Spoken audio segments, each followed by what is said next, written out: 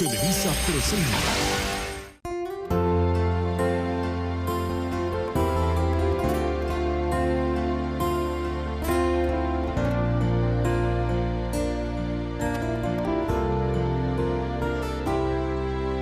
Anong lihim mayroon sa isang tinig, umuugi sa puso at damdamin.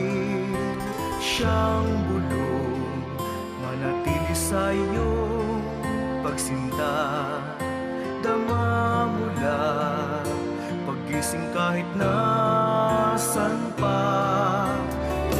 Kapag ika'y lumayo, nanaisin ko pa mawala sa mundo.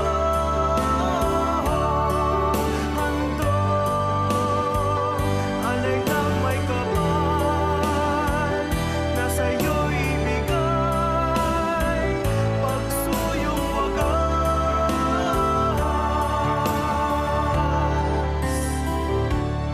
immortal.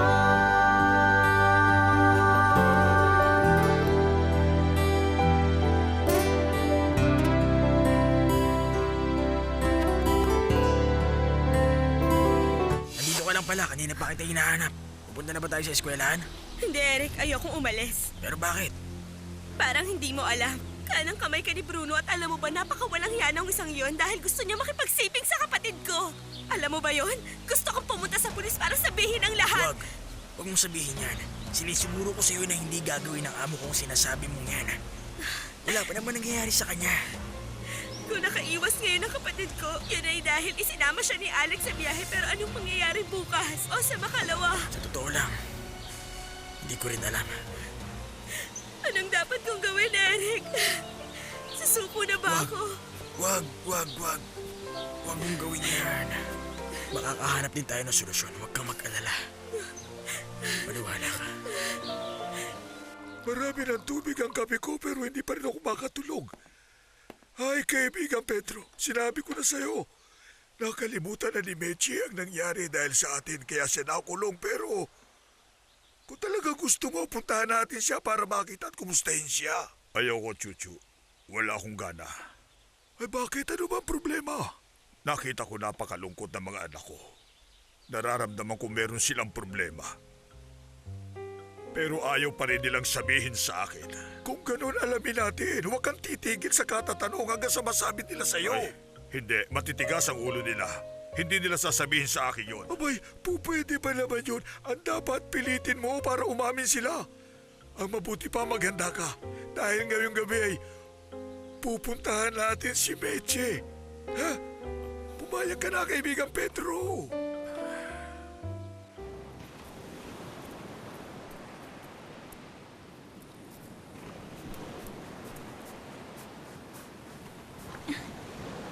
Teka, mababasa mo ako.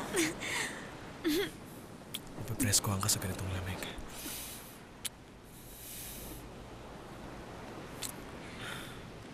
Mahal na mahal kita, Maria Jose.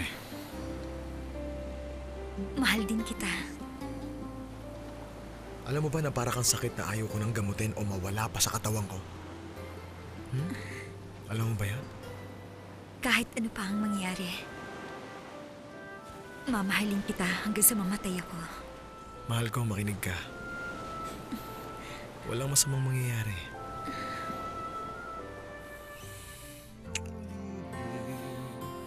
Mayroon sa isang tinig, umuugi sa puso at damdamin. Siyang bulong manatili sa iyong pagsinta, dama. Hindi kayo pinakilala ni Alex sa kanya nung nililigawan pa lang niya si Maria Jose? Hindi. Hindi mo pa nakikilala si Bruno. Hindi. Paano naman namin siya makikilala? Kung kilala nga lang namin siya, hindi ko hahayaang magkalapit sila. Dahil ba hindi mo siya gusto?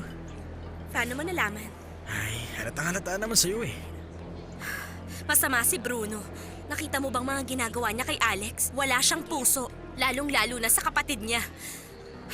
Mas Kaya niyang gawin yun lalong-lalo na sa hindi niya kamag-anak. Pwede wag na natin siya pag-usapan. Huwag na natin siya pag-usapan. Meron ka bang kaibigan na ang pangalan daw ay parang Mario Aguirre? Wala. Yan pa ang isang malaking problema. Hindi namin siya kilala pero ginugulo niya ang kapatid ko. Tumatawag siya para mambuisit. Sigurado ka bang hindi niya kilala yon? Siyempre naman hindi. Sa tingin mo ba nagsisinungaling ako sa'yo ngayon? Sa tingin mo ba kaibigan siya ni Bruno? Parang ganun nga. Alam mo kasi, mahusay siyang mag-imbento ng kahit ano para inisin si ate. Anong hanap niya? Anong kailangan niya? Alam mo, hindi ko rin alam. Hindi ka naniniwala? Naniniwala, naging interesado lang ako masyado sa taong yun. Alam niya ang tungkol sa'yo at tungkol sa pamilya mo at hindi ko gusto yun. Sa palagay mo, isa siya sa mga taong naging saksi sa pirmahan ng kasal? Hindi ko alam. Masasabi ko lang sa'yo kung makikita ko siya. Siguro, pero ang gusto niya kaya kanya inaakusahang mandaraya. Iniisip niya ang nakipagsabuatan ka kay Bruno. Hindi. Pero Alejandro, hindi mo na kailangan bigyan ng pansin kung sino mang nananakot sa akin. Hindi ako ang dapat sisihin sa mga nangyari. Pero ako na lang palagi ang nadadamay sa lahat ng mga problemang to. Ang hindi ko maintindihan, pati ako nadamay din sa problema mo. Dahil nagpakasal ka sa babaeng kahit kailan na hindi mo minahal. Hindi, huwag mo sabihin yan, mahal. Hindi totoo yan. Ang akin lang naman gusto kong malaman kung anong totoo. Paano niya nakilala ang aking itay? Baka inutusan siya nung Rufino. Okay, sige, paiimbestigahan natin yan. Pero meron akong gustong itanong sa'yo at ito na ang huli. Pakiusap, huwag ka na maglihim sa akin. Dapat magtiwala ka sa akin at sabihin mo ang lahat. Ayokong bigyan pa uli si Mama ng isa pang problema. Alam mo naman ang pamilya ko ay kilala at respetadong pamilya, hindi ba? Alam ko. At mas lalala pa ang problema kung sasabihin ni Bruno sa husgado kung ano ang ginawa ng iyong mama. Tama ka. At sino man sa pamilya mo ang magkaproblema, pakiusap, sabihin mo sa akin agad-agad. Huwag kang magalangan, sabihin mo lang sa akin para maayos natin kaagad. Okay ba yun?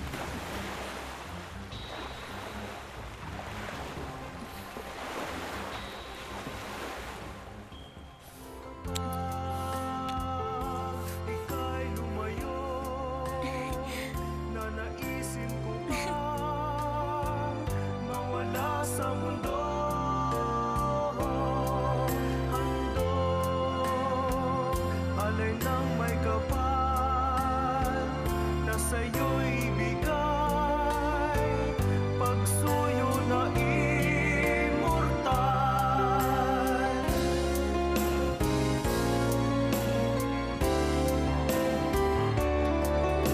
Kapag ika'y lumayo,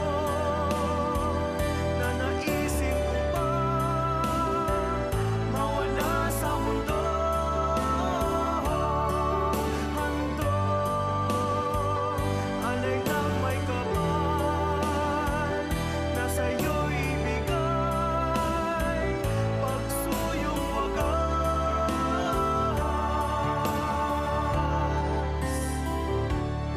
immortal.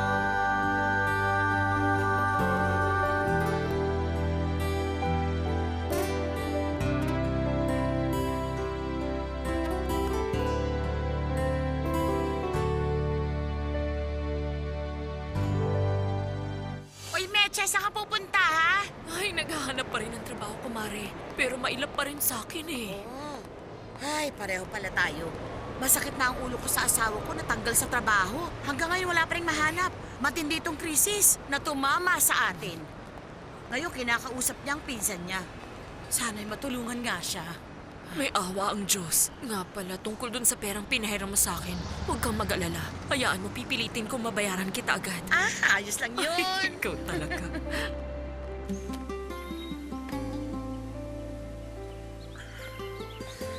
Andito na Salamat. po tayo. Wala po Good pilot. Salamat. Salamat. Wala pong anuman. Salamat. O paano, mauna na ako. Sasamantalhin ko dalawin si Itay. Mahal ko, ikaw bahala.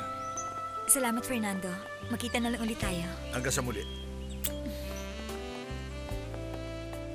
O paano? Alis na rin ako, Alejandro. Ba't hindi ka muna tumuli sa bahay? Ang totoo, hindi na kailangan.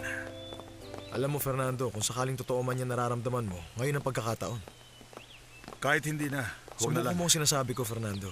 Kahit kailan na hindi ko babaliwalain na pagkakaibigan natin ang dahil lang sa mama. Isipin mo na lang na walang nangyari.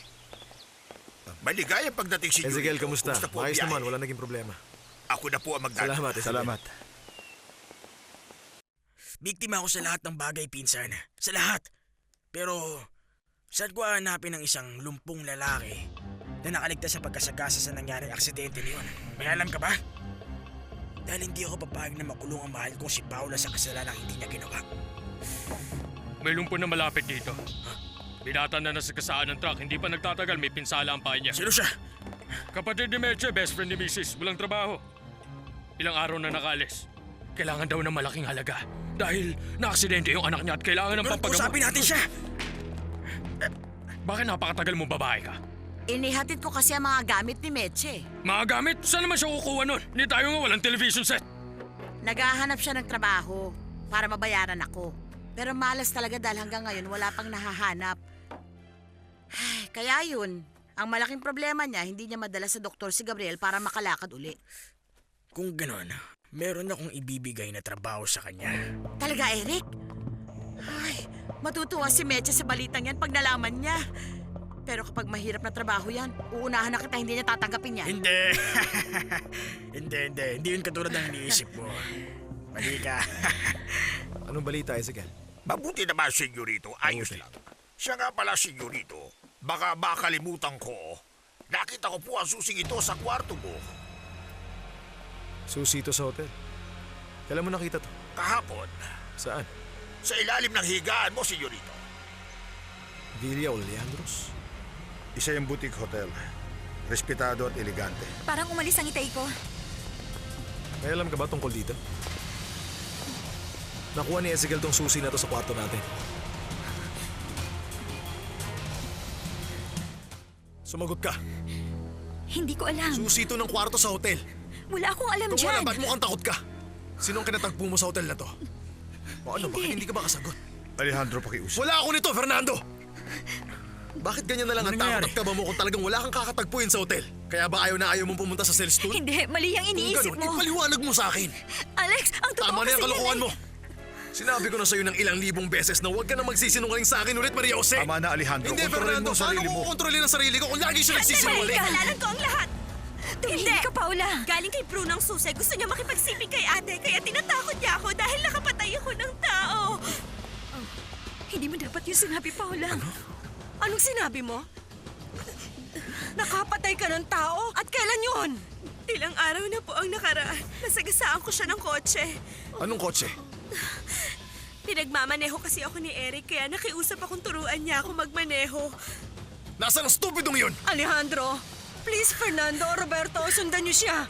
Bakit hindi niyo man lang yan binanggit sa akin? Dahil natakot ako. Sobra-sobra na po ang nabibigyan namin problema sa inyo. At naisip namin na... Hindi. Mali kayo nang iniisip, Maria Jose. Ipinagtatanggol niyo lagi ang inyong anak kahit na po alam ninyo ang mga kalokohan niya. At ako, wala ba ako karapatang ipagtanggol ang aking kapatid? Dahil pinagtatanggol mo si Paula sa salang ginawa niya na talaga namang mali. At si Bruno naman ay... Lahat ng yun ay totoo. Alejandro, anong gagawin mo? gumawa ng gulo. Alejandro, Ano hindi po ka na na sumibig sa akin si Maria Jose? Hindi niyo ba narinig yun? Oo, naiintindihan ko kung bakit nagagalit ka. Kung Pero hindi ko magpahinahon napilit si ka Maria naman. Jose sumama sa Celestone, siguro nagtagumpay ng baboy na yun. siguro. Halata namang hindi papayag si Mario Jose.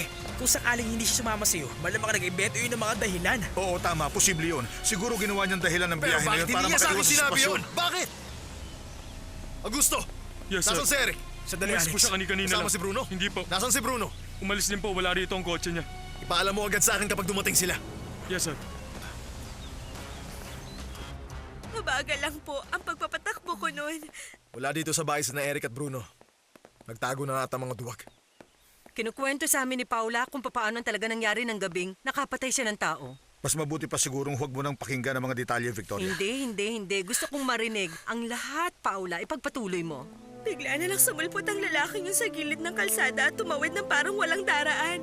Pinalaan ako ni Eric na umiwas, pero idinakit pa ng lalaki ang sarili niya na parang may ibang dahilan, hindi ko alam na taranta ako. Bumaba si Eric sa kotse para tignan yung tao at halos hindi ako makagalaw sa pagkakaupo ko. Sinuri ba ni Eric? Oo, Tinignan niya ba kung talagang patay na? sabi niya oo, inalis niya sa kalsada. At pagkatapos umuwi na kami pero wala man lang kaming nabalitaan. Paano napasok si Bruno sa gulong to? Sinabi yun sa akin ng kapatid ko at Bakit hindi niyo pinaalam sa akin kaagad? Alejandro, huminahon ka. Hayaan mo siya makapagsalita. ang sabi ni Bruno may testigong nakakita at nakilala ang kotse pero handa niya raw bayaran yung taong yun para tumahimik. Bigla niyang inilagay sa kamay ko ang susi at sinabing makipagkita daw ako sa kanya. Pero sumpaman, wala akong balak na sumunod sa gusto niya. Pero bakit hindi mo sinabi agad sa kanya? Sinabi ko yan sa kanya, pero tinakot niya ako ipapakulong si Paula. Dahil sa nangyari, nag-isip ako kung paano matutulungan ang aking kapatid. Pero maniwala ka, hindi ko binalak na makipagsiping sa kanya. At pagkatapos, dumating ka na, kaya itinapon ko yung susi sa ilalim ng kama mo habang nag-iisip ako. Katulad ng ano? Hindi ko alam ang gumawa ng dahilan. Kahit ano. Hindi mo ba naisip na ang pinakamagandang paraan ay ang sabihin sa akin? Sinabi ko sa kanya. Bakit hindi mo pa rin ginawa? Alam mo naman na kaya kong maghanap ng pinakamagaling na abogado para lang ipagtanggol siya kahit magkano pa ang abutin ng gastos. Yun ang dahilan kaya ayoko. Mula nung dumating kami dito, puro na lang problema ang binibigay namin. At puro kamalasan, kaya mabuti pang umalis na kami. At wag nang bumalik.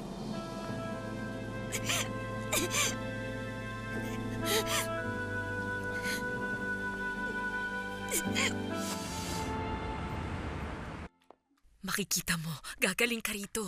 Gamot to ng mga Kora Indians. Wala namang silbi ang mga yan. Kahit yung sakit, hindi matatanggal eh. Lalo lang hindi mapapagaling ang mga binti ko niyan. Ay, nako. Pwede ba akong tumuloy? Ay, kumare, tuloy ka. May dala akong magandang balita. Baka hindi ka maniwala, Meche. Nanalo ka ba sa loto? Hindi, no. Ikaw ang parang tumama sa loto. Naihanap na kita ng trabaho, Meche. Ay, talaga? Sana hindi katulad ng dati. Ay, tumigil ka nga dyan.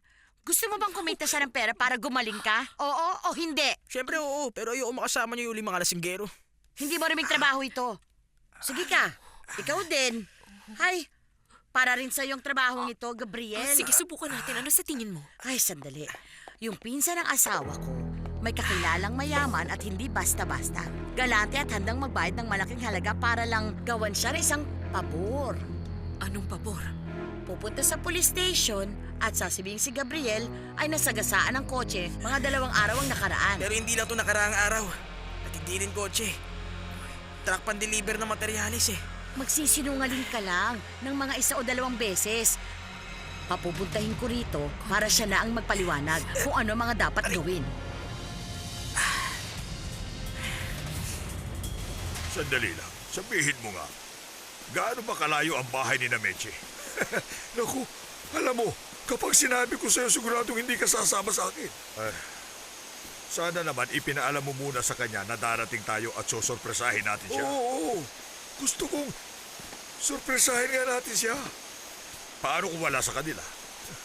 Eh di nagpagod lang tayong dalawa sa wala. Hindi sa walang nangyari. Eh kita mo tayo namamasyal. Nakakalanghap tayo ng sariwang hangin na kailangan mo kaysa maupo ka lang at pakinggan ang problema ng mga anak mo.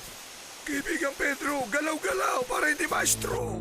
Ulitin ko, pupunta kaming dalawa sa police station at magre-report kami na si Gabriel ay nasagasaan ng kotseng kulay silver gray. Sasabihin yung 3 araw na nangyari ang aksidente nyo at hindi na siya makakalakad pang muli. Teka sandali, bakit gusto niyang yun ang i-report namin?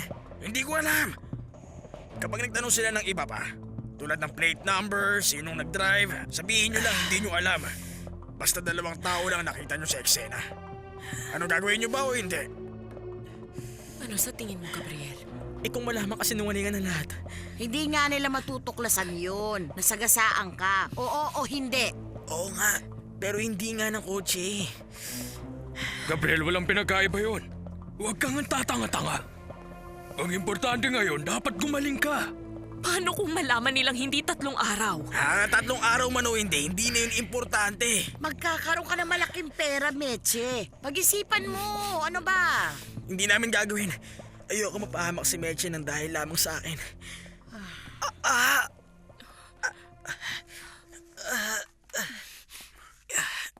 Hello? Nasaan ka, Eric? Kasama ang ibang tao, sir. Inaasikaso ko na yung pinatatrabaho mo, sir.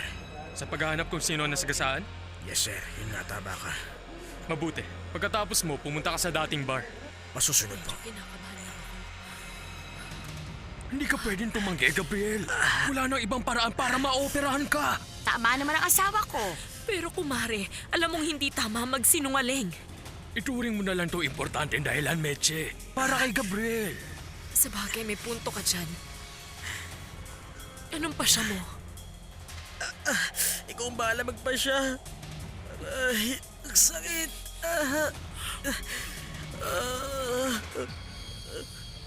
Huwag ka na mag-alala na sabi mo ng totoo, maayos din ito. Hindi siguro. Baka umalis si Alex at i-report ako sa polis pagkatapos hulihin ako. Hindi, huwag ka mag-isip ng ganyan. Galit nga si Alex pero hindi niya naman siguro gagawin yun. Kaya uminahon ka. Patawarin mo ako. Patawarin mo ako kung sinabi ko sa kanya ang lahat. Alam ko lalo lang kitang ipinahama. Hindi mo kasalanan yan. Ang dapat sisihin sa lahat ay si Bruno. Galit siya sa akin. Hindi siya titigil hanggat hindi ako napapabagsak. Pero sa tingin mo mapapatawad ka pa ni Alex sa hindi mo pagtatapat sa kanya. Hindi ko alam. Kahit nung palagi may pagdududa sa pagitan namin. Kaya magulo ang aming pagsasama. Pero mahal mo siya. Hindi na yun ang mahalaga sa ngayon. Ang kailangan natin gawin sa pagkakataong ito ay malutas ang problema mong yan. Naniniwala ako maayos din ang lahat. Huwag ka nang umiyak, Paula. Tahan na. Huwag ka nang umiyak. Sige na.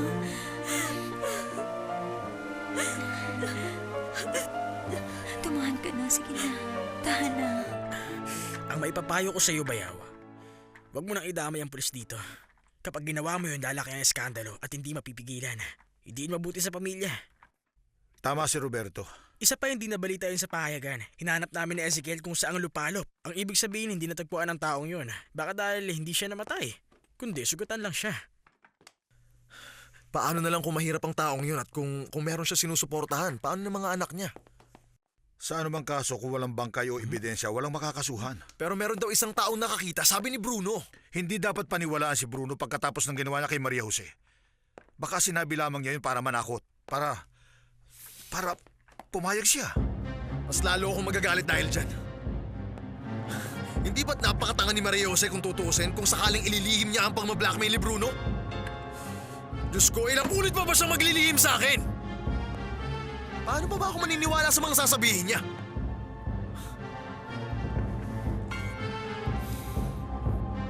Hindi ako naniniwala sa kanya. Ang mga sinasabi niya ay pawang kabaligtaran. Pero si Bruno ay hindi makakaiwas sa mga kasalanan Alam niya. ko, pero hindi naman siya ganun kasama. Hindi ko maintindihan bakit pinagpipilitan nila na ang anak mo ang may kagagawa ng mga kasamaan sa kanila.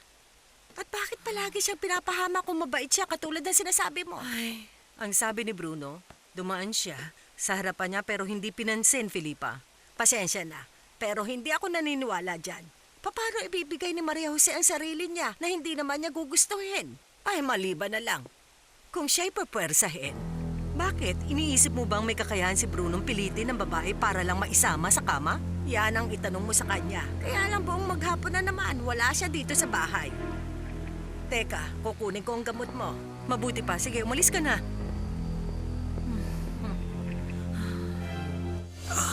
Pakiusap, huwag mong iasa sa akin, Gabriel.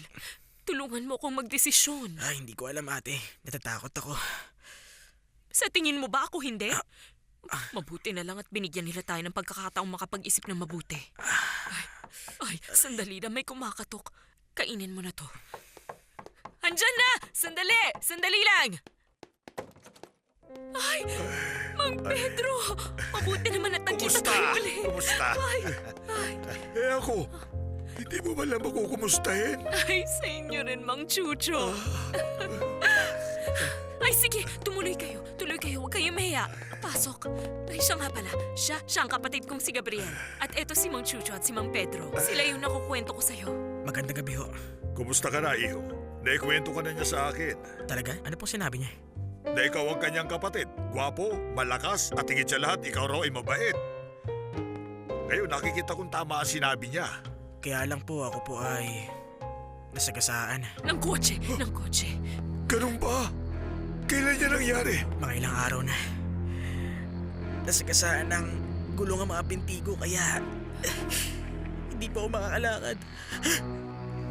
Dahil sobrang sakit po talaga. Ay, iho, huwag kang mag-alala. Nakapagpa-check up ka na ba sa doktor? Oo, at kailangan na raw siyang maoperahan. Kaya lang wala namang kaming pampaopera. Iyo, nakita mo ba kung sino nakasagasa sa'yo? Hindi po. Huminto ba siya at tinulungan ka niya? Hindi po. Napagkasama niya. Sana masagasaan siya ng eroplano. Ang binatang yun ay tamang-tama sa taong pinapahanap mo, sir. Nasagasaan siya at naapektuhan ng mga binti niya. So ano, pumayag na ba silang gawin yon? Ang magkapatid ay humingi ng panahon na makapag-isip hanggang bukas na lang, sir. Saan nakatira? Kapitbahay ng pinsan ko si Gregorio. Yung tumulong sa atin na mailabas ang truck. Kung ganun, isa rin siyang tangang katulad mo. Papatayin lang si Alejandro, hindi niyo pa nagawa. Sigurado naman akong kukumbinsihin nyo ng pinsan ko at ng asawa niya. Pero, sir, talaga po bang makukulong si Paula? Sa tingin mo, hahayaan ba ni Alejandro makulong ang hipag niya? Hindi po. Paano po ako? Ano? Kanino ka magmamaneho? Tama ba? Bukas, ibibigay ko na sa'yo ang pera para makumbinsi mo na silang lahat. Pera lang kailangan ng mga yun. Hingin mo yung bill. Bayaran mo. Kita tayo bukas. Nakangiti siya. Napansin ko napakasaya niya kanina nang makita ka niya, kaibigang Pedro. Mabuti siyang tao, ha? Napakabuti, di ba? Kumikislap ang mga mata mo sa tuwing pag-uusapan natin siya. May gusto ka sa kanya, ano? Ako, anong iniisip mo, kaibigan? Ano kasi? Nababaitan ako sa kanya. Hindi ko masabi. Nalungkot ako nang makita siya sa ganong sitwasyon. At nag-aalaga pa sa kanyang kapatid na nalumpo. Oo, sayang. Napakabata pa naman niya, di ba? Kaya lang hindi patas yun. Dapat mahuli at makulong ang tao may kagagawa ng aksidenteng yun. Tama, pero hindi yun ganun kadali. Sana matakip ang taong yun. Oo nga eh. Oh, paano, kaibigan Pedro? Kailangan ko na umuwi sa aking bungalow. O sige, good night, Chuchu. Ganon din sa'yo at sana ay matapos na ang lahat ng problema ng mga anak mo para hindi ka na lagi nag-aalala. Mag-ingat ka, kaibigan Pedro. Magkita tayo bukas.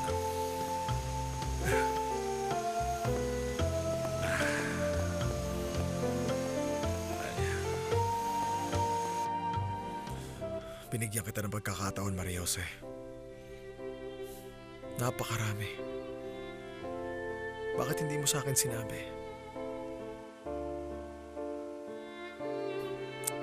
Oh, Diyos ko. May nagawa ba akong mali sa kanya?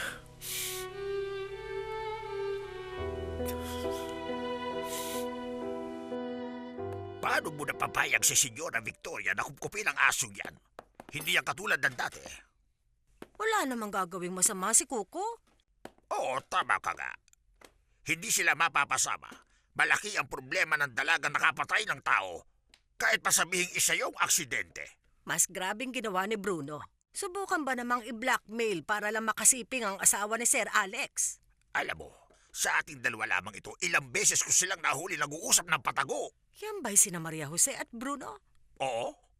Ang naisip ko, dati na silang magkakilala. Yan din ang hinala ko. At sa tingin ko ay pinakasal niya kay Sir Alex. At pagkatapos gagawin niya itong byuda para makamkam ang lahat. Mahabag yung langit, napakasama kung yan ay totoo. Anong sabi ni Senyora Victoria tungkol? Ay, ano pa nga ba anak niya yun? Hindi yun maniniwala.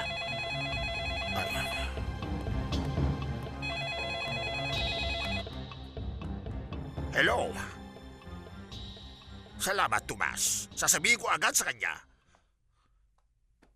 Senyorito Alejandro, ibinalita sa akin ni Tomas na parating na si Senyorito Bruno. Magaling, Ezekiel. Salamat.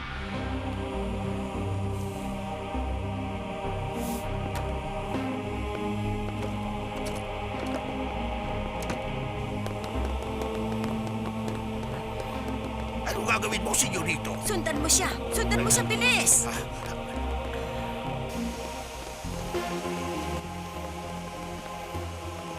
Hayop ka! Alam ko na pinagkakagawa mo kay Maria Jose! Ano ba sinasabi mo? Hindi ko maintindihan! Blackmail mo siya! Sinusubukan mo siyang i-blackmail para sumama siya sa'yo sa hotel at maisipin mo siya! Kapalit ng pagkakusa kay Paula! Hindi totoo yan! Siya'y nakapatay! Sinungaling siya! Totoo lahat yun, Bruno! Hindi siya maglalakas ng loob na aminin kung hindi totoo sinusubukan mo siyang i-blackmail! Sinungaling!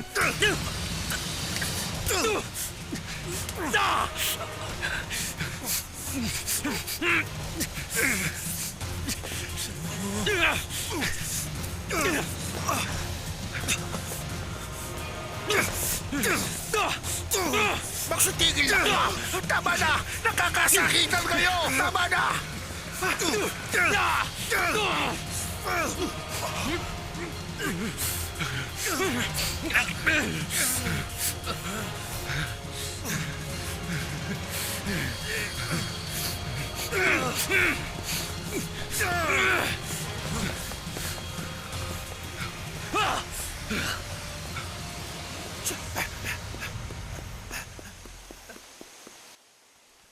Senyorito Roberto! Senyorito Roberto! Bukas yan! Si Senyorito Tuloy, ano nangyari? Alejandro! Nakipagsuntukan kay Senyorito Bruno sa garden! Awatin mo sila para unang awa! Nakakasakit na sila! Bakit sumisigaw ka, Ezekiel? Ano ba nangyari? Si Senyorito Alejandro! Papatayin si Senyorito Bruno! Demonyo ka! Ay naku sir, tama na! Tanga ka! Naniniwala ka sa kwento? Bastos ka! Sir! Ay, tama na po! Masamang tao sa atang pamilya niya! Ikaw ang masama kapal ng mukha Hindi mo! ako mamamatay tao! Tulungan niyo kayo! Awatin natin! Ito! Come on! Tama na! Tama na! Tama na! Sir, tama na! Ipinapatay mo ako! Si Maria Jose ang nagtangka sa'yo! Bastardo! Ano ba? Tama na, Alex! Tama na! Huwag Ano? Ano? Tama na! Tama niyo! Ano ba? Tama na! Kung hindi iyahampas ko sa inyo ito!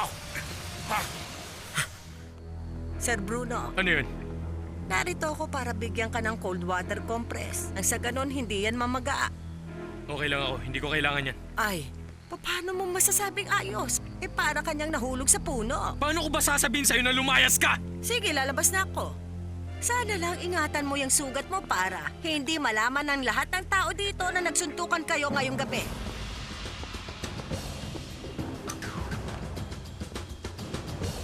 Ay, huwag kang malikot. Malapit na Hindi. ako matapos. Ay, maswerte ka't hindi nabasag ni Senyorito Bruno ang ilong mo. Kung nagkaroon sana ng pagkakataon ng demonyong yun, siguradong napatay niya na ako. Marami ng kasalanan ng bastardong yun sa akin. Pasok ka. Eh, kumusta ka na? Ay, Felipa, eto masakit ang mukha at pati ang buong katawan ko. Mabuti na lamang at wala kang malalim na sugat kung hindi tatawagin ko ang ating doktor. Sinubukan ko rin gamutin si Sir Bruno, kaya lang ang suwail na yon pinalayas ako. Problema na niya yon. Bukas hindi na niya mamumulat ang mata niya. Kita mo, hindi mo na nakontrol ang sarili mo. Inaasahan na yun ang lahat kay Bruno, pero sa'yo, hindi mo ba naisip ang mararamdaman ng iyong ina? Felipa naman, nakikiusap ako, wag na wag mong sasabihin to kay mama. Sa tingin mo ba hindi niya malalaman kapag nakita niya kayong dalawa? Hayaan mo na lang, basta wag mo sabihin. Ay, Ezekiel, ano ba? Felipa, pakiusap, sabihan mo ang mga gwardiya na kakausapin ko si Eric kapag dumating na siya. O sige, sasamantalahin kong may pasyal si Kuko sa labas para mahanginan naman siya. Kuko? Sinong Kuko? Ang palaboy na aso na nakuha niya sa palengke. Dito siya nakatira ngayon. Nakakatuwa siya. Mukhang may lahi kahit askal. Ezekiel, ano bang gagawin ko kay Bruno? Sa totoo lamang, napakahirap sagutin ang tanong mo. Isa pa si Senyorito Bruno ay anak ni Senyora Victoria. At ayaw nating masaktan siya. Ayaw nating makita naghihirap ang kalooban niya. Oo nga, pero binablackmail niya ang asawa ko sa pinakamasamang paraan. Gusto niya makasama sa kama ang asawa ko. Oo, Senyorito, hindi ka tama yan. Ang masama pa, tinanggap niya. Hindi, Senyorito, hindi ang sinabi ni Senyorita Maria Jose. Kilala mo ang papa ko. Sa tingin mo anong gagawin niya? Magkaiba kayo na sitwasyon, Senyorito. Pero anak niya rin si Bruno. Ganun pa rin, walang makukuhang mana.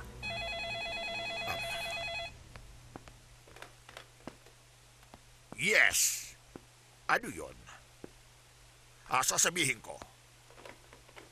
Si Eric, dumating na. Papunta na dito.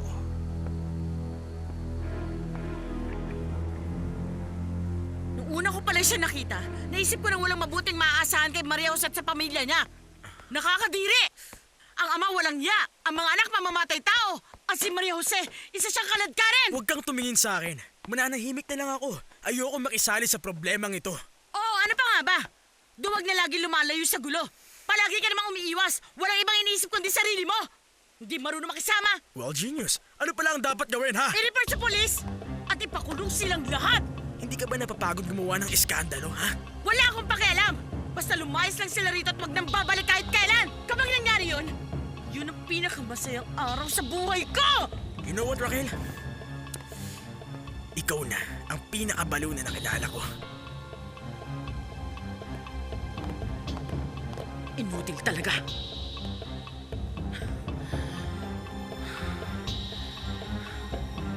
Sinabi ba ni Sir kung bakit gusto niya akong... Mas mabuting siya na magsabi sa'yo, sasamahan na kita.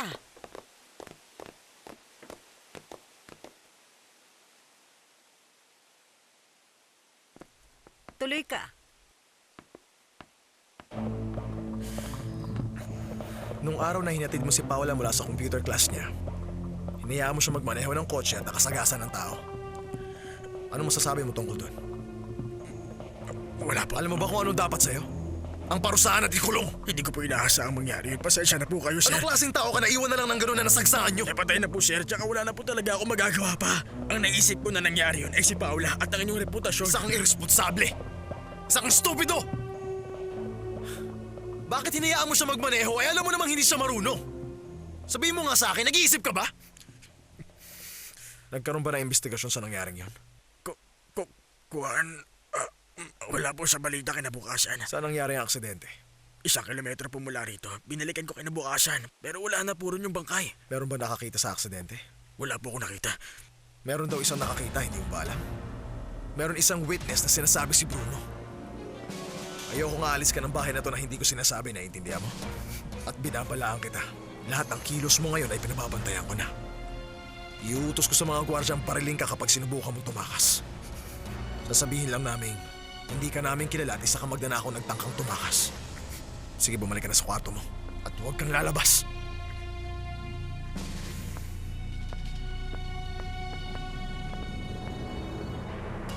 Siguraduhin mo susunod siya sa utos ko. Oo, senyorito. Masusunod. Pasok ka.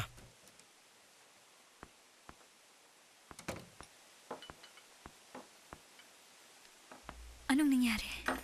Nakipagsuntukan ako doon sa lover boy mo. Bakit ba hindi ka naniniwala sa akin? Sinabi ko nang hindi ako pumayag sa gusto Maria Jose, hindi ba nagpunta ka sa hotel? Tama ka, pero para makipag-usap lang, Alejandro. Makipag-usap? Makipag-usap?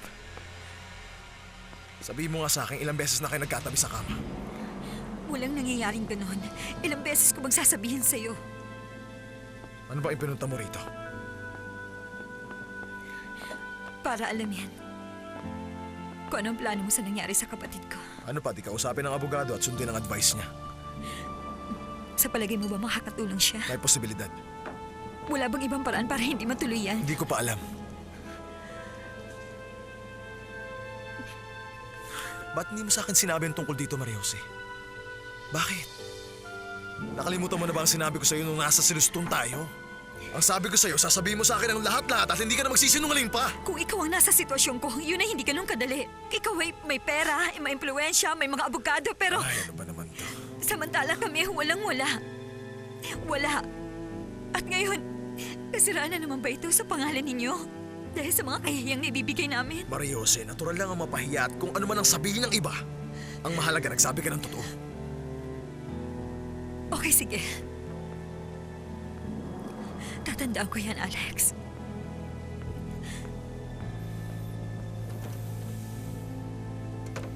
Sandali ate, nagkausap na ba kayo ni Alex? Anong sabi niya? Kukonsulta daw siya sa isang abogado. Pero ipakukulong ba niya ako? Ang otoridad na ang bahala doon. Hindi, pero ano sa palagay mong iniisip ni Alex? Magandang umaga, Itay. Magandang umaga, mga anak. Nag-almusal na ba kayo? Opo, katatapos lang. Hindi ako nagugutom. Mukhang hindi maipinta ang mga mukha nyo. Meron ba akong hindi nalalaman? Mana kayo sa akin, kaya kabisado ko kayo. Ngayon, ano ba talaga ang problema? May malaki po tayong problema. Nung nakaraang gabi, may nasagasaan tao si Paula. Diyos ko. Kailan yun? Saan? Noong pong pauwi na sila ni Eric, Anong nangyari sa kanya? namatay po. Aksidente lang yun, hindi ko sinasadya, Tay. Naniniwala ako sa'yo, anak. Naniniwala ako. Sigurado makukulong ka, anak, sa nangyari. Sigurado hindi na tayo tutulungan pa ni Alejandro.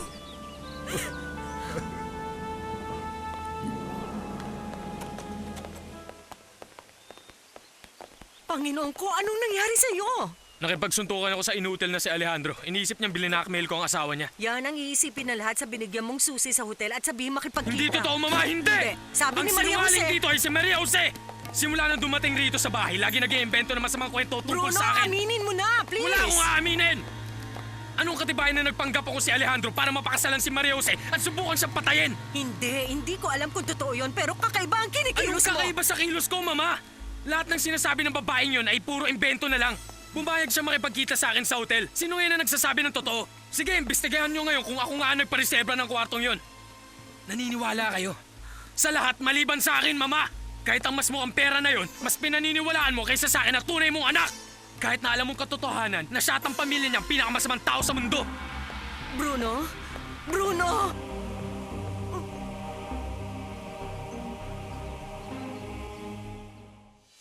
Anak, kumusta? Nakausap mo ba si Alejandro? Opo, Itay. Kinausap din namin yung abogado.